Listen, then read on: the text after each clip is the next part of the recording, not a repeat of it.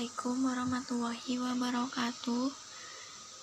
Kami dari kelompok 8. Perkenalkan, nama saya Fatimatus Saroh, NPM 15, dan rekan saya Fatmawati, NPM 16. Hari ini kita akan membahas tentang merancang dan menerapkan model pembelajaran IPS terpadu dengan menggunakan pendekatan pemecahan masalah.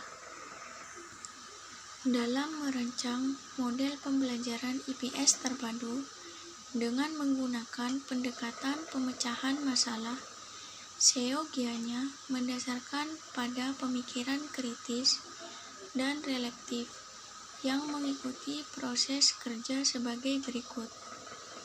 Yang pertama, menyadari adanya masalah. Yang kedua, mencari petunjuk untuk pemecahannya. Yang ketiga, penggunaan suatu pemecahan yang cocok dengan kriteria dan tinggalkan kemungkinan pemecahan yang lain.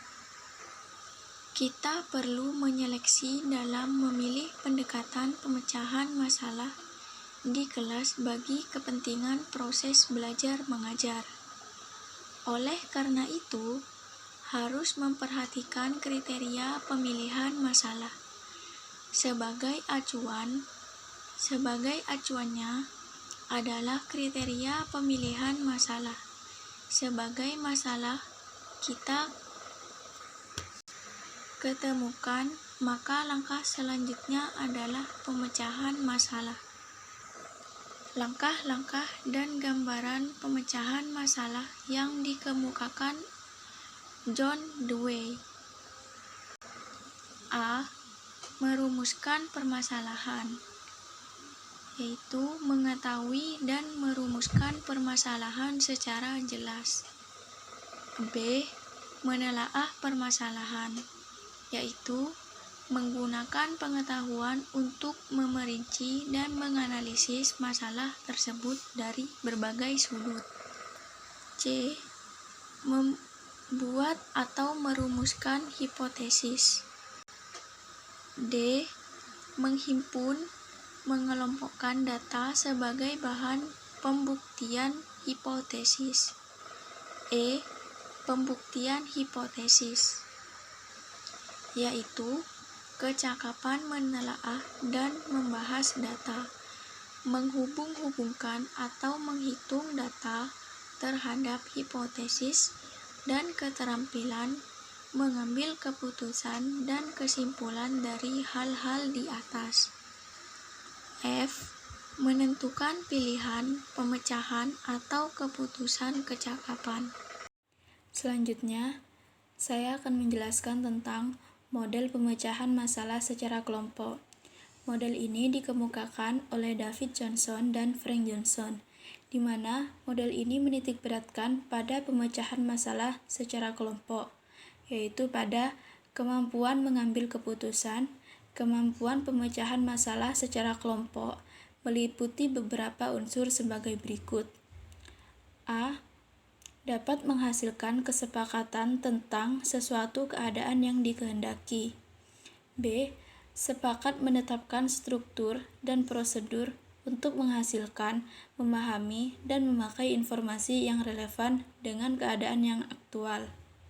C. Sepakat untuk menetapkan struktur dan prosedur untuk menemukan kemungkinan pemecahan masalah, memutuskan dan mempergunakan cara pemecahan yang terbaik dan efektif. Langkah-langkah pemecahan masalah secara kelompok yang dikemukakan oleh Johnson dan Johnson sebagai berikut. A. Definisi masalah. Definisi masalah merupakan langkah yang paling sulit. Apabila mampu merumuskan dengan baik, maka langkah selanjutnya akan lebih mudah. Untuk perumusan masalah ini diajukan menggunakan langkah-langkah sebagai berikut. 1. Tampunglah secara terbuka semua pernyataan masalah. Yang kedua, Rumuskan kembali setiap pernyataan sehingga dapat memperoleh gambaran yang ideal dan aktual. Pilihlah salah satu definisi yang penting dan dapat dipecahkan. B. Diagnosis masalah. Langkah kedua ini, kita ingin mengetahui dimensi dan sebab-sebab timbulnya masalah. Tujuannya adalah untuk mengetahui sifat dan besarnya kekuatan yang mendorong ke arah situasi yang ideal dan kekuatan-kekuatan yang menghambat ke arah tersebut. C. Merumuskan alternatif strategi. Dalam kelompok ketiga ini, kelompok harus mencari dan menemukan berbagai alternatif cara pemecahan masalah, di mana kelompok harus kreatif, berpikir divergen, memahami pertentangan antar idea, dan punya daya temu yang tinggi. D. Penentuan dan penerapan suatu strategi. Setelah berbagai alternatif strategi pemecahan diperoleh, maka kelompok pada tahap ini memutuskan untuk memilih alternatif mana yang akan dipakai. E.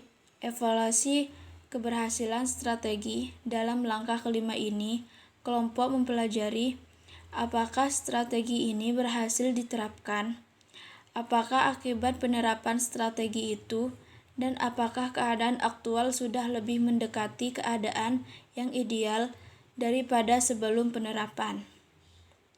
Terima kasih.